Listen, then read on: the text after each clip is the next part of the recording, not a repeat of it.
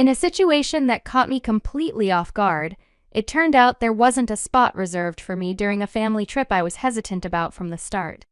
This journey was meant to take us to a luxurious hotel, a setting I was not eagerly anticipating. My husband, Henry, seemed to ignore the obvious tension directed towards me and chose to walk away, promising we'd reconnect at the hotel's checkout. Left alone, I watched as they vanished into the opulence of the hotel. My name is Olivia, and this year marked my 32nd birthday. I'm a stay-at-home mom, sharing my life with Henry, my mother-in-law Sophia, and my 5-year-old son, Jack. Henry and I first crossed paths on a blind date 5 years back, leading us to tie the knot and enjoy what appeared to be a loving and dispute-free life, at least in the eyes of our neighbors. Our bliss was further solidified 4 years into our marriage with the birth of our son, Jack. Despite his busy schedule, Henry was a hands-on dad, contributing significantly to childcare, leaving me with no real grievances. Our household dynamics took a hit about 3 months ago following the death of my father-in-law, necessitating Sophia's move into our home. It had been ages since I last saw her, with our only encounters being at our wedding and a visit to announce our engagement. Unfortunately, my initial impressions of Sophia were far from favorable, in stark contrast to the warmth and kindness shown by my father-in-law. Sophia's skepticism about my suitability as Henry's wife was palpable, questioning his choice in me and predicting a future filled with challenges. Despite Henry's efforts to win her over, her disapproving gaze lingered. Eventually, she conceded, influenced by her husband and Henry, though her upfront criticisms in my presence were hard to forget and remain a point of contention to this day. Feeling a bit anxious about how things would pan out, I decided to adopt a positive attitude and do my best to get along with Sophia once she moved in with us. When she arrived, along with her things, I jumped in to help with the unpacking. Sophia was surprisingly sweet with Jack, who had just turned 5, showering him with attention while Henry and I sorted through her belongings. I took charge of organizing the smaller items while Henry handled the heavier lifting. The process was pretty smooth, and before I knew it, only a few bits and pieces were left for me to arrange. During the unpacking, I placed a fake plant in a spot I thought would brighten up the room. However, Sophia questioned my choice, suggesting a different location. Her tone felt a bit harsh, but I brushed it off, thinking maybe she just had a strong opinion about room aesthetics. I moved the plant without arguing, hoping to keep the peace. Meanwhile, Sophia spent some time with Jack and then turned her attention to the TV, leaving me to juggle watching Jack and finishing up the unpacking. Henry was taking a well-deserved break after all the heavy lifting, so I didn't want to disturb him. I wrapped up with a mix of emotions, trying to convince myself that Sophia was just adjusting to her new surroundings, which helped me set aside my growing irritation. However, Sophia's critiques became a daily occurrence. One morning, after getting up early to prepare breakfast for everyone, I decided to take a short break. That's when Sophia commented on the state of the house, urging me to clean instead of resting. Her relentless criticism, combined with her absence during the day and lack of contribution, started to wear me down mentally. I eventually brought up my concerns to Henry, hoping for some support, but his response was disappointing. He suggested I should be more understanding, considering the recent loss of his father. His lack of intervention left me feeling helpless and alone. My nights ended with me lying in bed, overwhelmed and on the brink of tears, thinking about my situation. On one such night, Jack's cries broke the silence, but my exhaustion made it difficult to get up immediately. That's when Sophia burst into my room, berating me for not tending to my son right away, accusing me of neglecting my responsibilities as a mother. Her words stung, but wanting to avoid further conflict, I silently got up and went to comfort Jack, carrying the weight of the day's tensions with me. That night, sleep evaded me entirely. With Henry having the day off, I mulled over what special dish to prepare for lunch, wanting to make something delightful for everyone. As I was considering my options, Sophia began to get lunch ready. When she laid out the meals, it became apparent that a plate was missing mine. I've prepared food for Henry, who works tirelessly, and my beloved grandson. Naturally, there's nothing for you. You'll have to fend for yourself, she declared. This left me feeling utterly humiliated. It dawned on me then her actions weren't just harsh admonitions.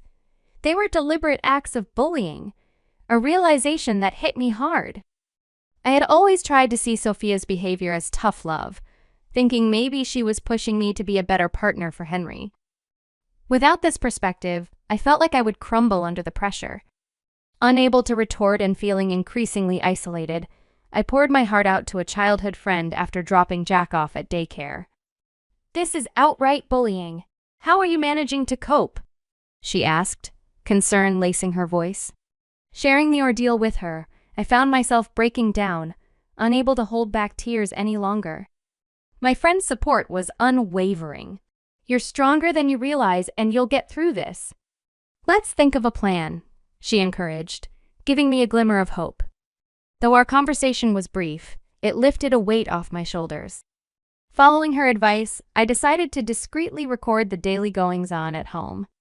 I picked up an affordable recorder on my way back from picking up Jack and set it up in a hidden spot at home.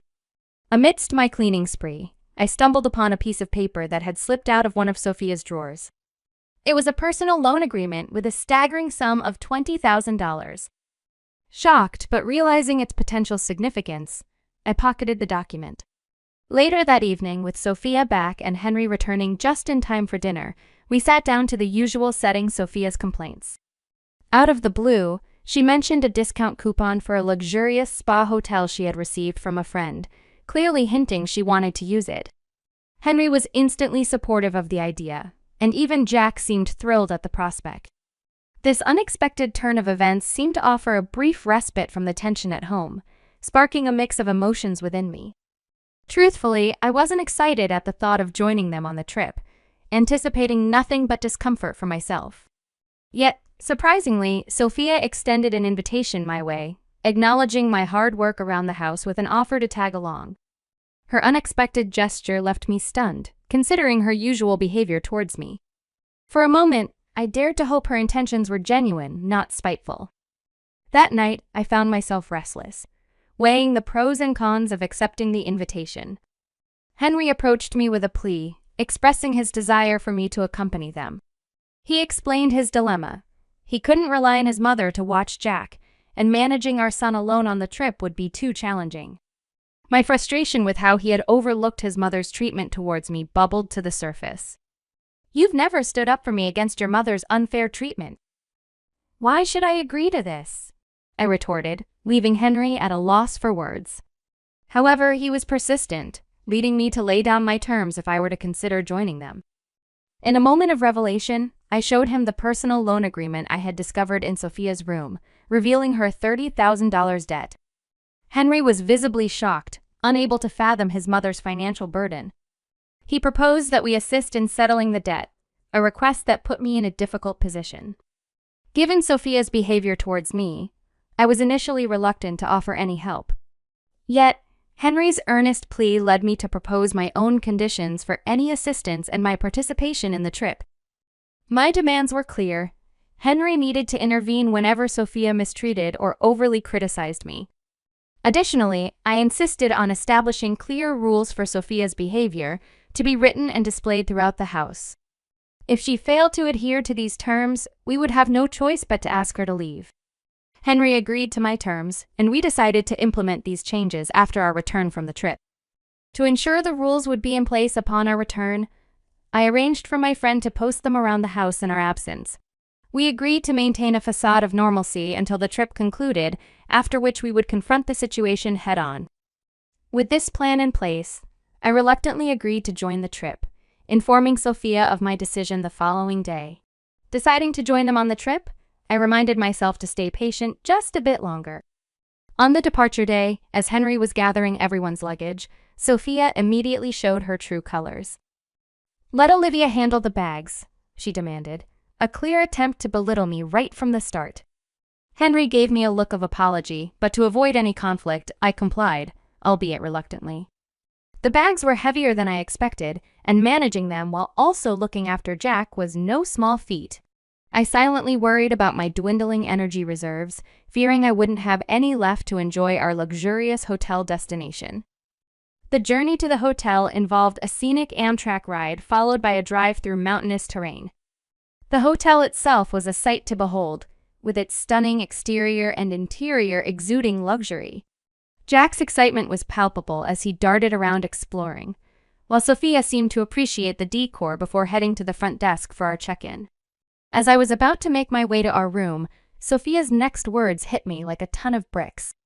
"Were you planning to stay with us?" "I only booked for the 5 of us." Confusion washed over me as I tried to process what she was saying.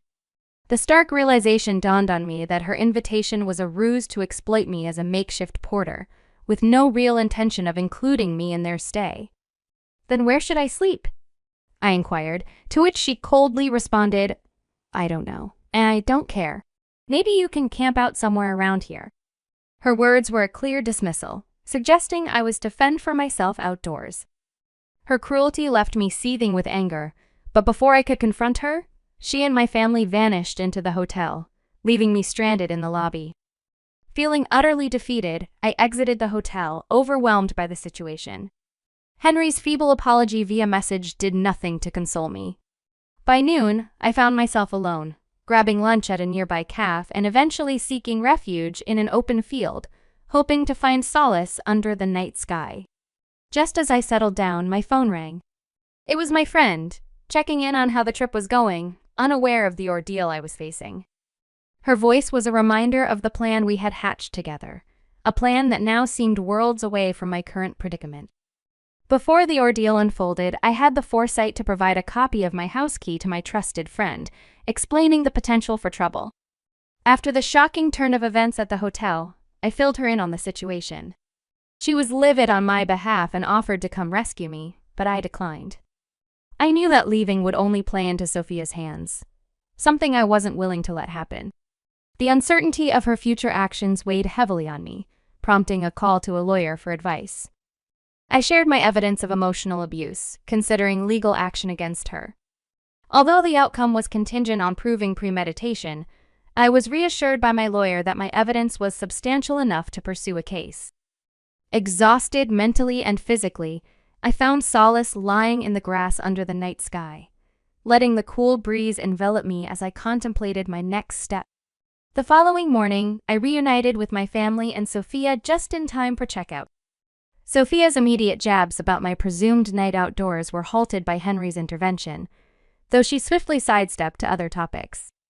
It was clear Henry had communicated the extremity of her actions to her. Upon our return home, Sophia's outrage was palpable as she encountered the posted rules around the house. Her anger quickly shifted to shock as Henry presented the loan agreement, her complexion turning from red to pale as her secret was laid bare. Under pressure, she confessed to squandering her late husband's life insurance and accumulating debt thereafter. Henry and I stood firm on the consequences we had discussed. Facing eviction and legal action, Sophia listened to the recorded proof of her behavior, her defiance turning to desperation. She pleaded for mercy, promising to adhere to the new house rules and change her ways. Her earnest apology and willingness to reform took me by surprise. It was a moment of vindication, seeing her so humbled and eager to make amends. Reluctantly, I agreed to give her a chance, under the condition that she truly abide by the rules and curtail her aggressive behavior. Her gratitude was palpable, and for the first time, I felt a glimmer of hope for a more peaceful coexistence. Just when I thought we had turned a corner, my legs gave way, and I collapsed to the floor. Henry quickly helped me into a chair before turning his frustration towards his mother, his voice laden with disappointment and disbelief. It seemed the revelation of the debt had eroded his respect and trust in her. The thought of being sternly reprimanded by her own son was something Sophia had probably never anticipated, and her frantic apologies reflected her shock. After the confrontation, she spent the day in silence, her gaze lost to the sky, signaling a seismic shift in the household dynamics.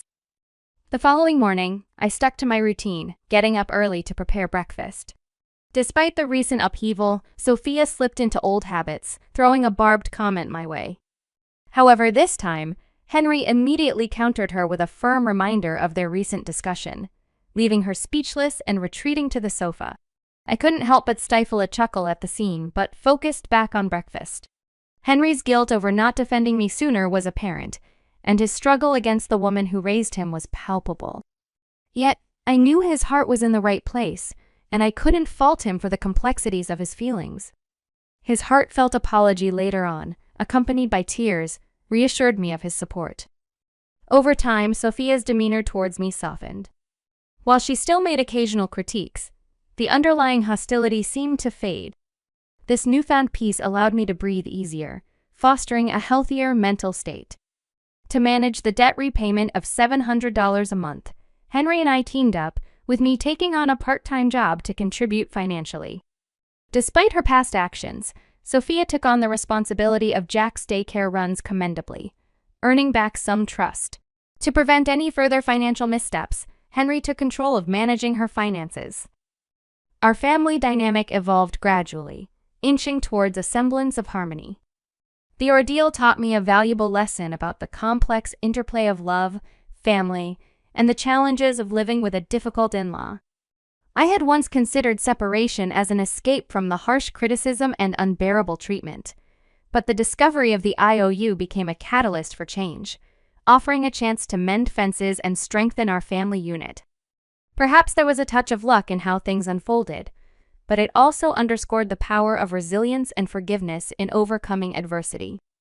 Reflecting on everything I've been through, my heart is full of gratitude for my friend's unwavering support. Her listening ear and encouraging words were a beacon of light in my darkest times. Without her, I'm certain the weight of my struggles would have overwhelmed me, possibly leading to a mental breakdown. It's a friendship I vow to treasure deeply. Recalling the hardships fills me with a mix of emotions. Tears well up as I acknowledge the effort I've put into keeping my family afloat. Despite battling depression and lacking the drive to handle daily chores, I persevered. Ensuring my family had a decent life, especially striving to shield my son from any hardship, brings a sense of pride and accomplishment that warms my heart. Forgiving Sophia may be beyond my capacity, but she remains my mother-in-law, and I've chosen to treat her with kindness. Time has a way of softening the sharpest edges of our conflicts. Since those challenging days, years have passed. My son has blossomed, eagerly stepping into his preschool years. We're on the cusp of paying off the debts and are exploring the possibility of moving to a new home, marking a fresh start for our family. Sophia has gradually begun to assist me, easing the once tense atmosphere in our home. My bond with Henry has grown stronger, enriched by our experiences and mutual understanding. We're even contemplating the joy of welcoming another child into our lives. Our family stands on solid ground now, a testament to resilience, love, and the quiet strength that comes from facing life's trials head-on. I'm committed to continuing my efforts, nurturing this stability, and fostering a loving environment for my family.